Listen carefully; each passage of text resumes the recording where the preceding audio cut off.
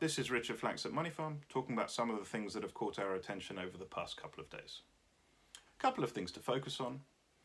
In the UK, the job retention scheme goes live this week, and its effectiveness should be an important driver, at least in the short term, for the trajectory of unemployment, how many jobs will get lost.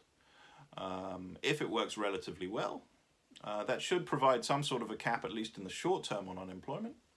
But if there are challenges in terms of how easily companies can access it, how quickly they get their money, then the implications for unemployment are a bit worse. In the UK, the lockdown will continue for the next couple of weeks. But elsewhere, we see countries and governments try to begin slowly to reopen their economies. And it'll be important to assess what impact that has on the trajectory of infection. Will we see a second round of infection, another spike? Or will countries and governments be able to manage through that? If they can, we think that would be positive for financial markets and should set the stage for a continued gradual reopening of these economies.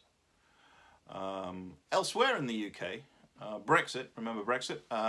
Brexit negotiations are apparently going to restart this week. Again, the government's stated intention is still to leave at the end of the year, even though various other bodies are arguing that they should delay. And if you thought that a no-deal scenario was going to be negative for growth, then that's something that would perhaps concern you a little bit. Anyway, the negotiations are ongoing. It's worth keeping an eye on, and it's a reminder that there are other things for financial markets to think about, and not just the extent of the coronavirus and its impact on the global economy. Finally, it's also worth keeping in mind that financial markets, particularly equities, have had a very strong rally over the past couple of weeks, even though corporate earnings and earnings expectations have come down quite sharply.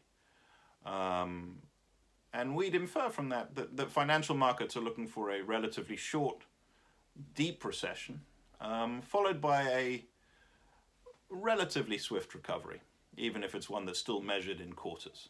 And so it's worth keeping that in mind, because information that contradicts that view perhaps raises some risks for financial markets. But for the moment, we'll focus on how effectively countries can reopen their economies and the impact that may have on the trajectory of infection rates around the world. Thank you very much for joining us, and look forward to speaking to you again soon.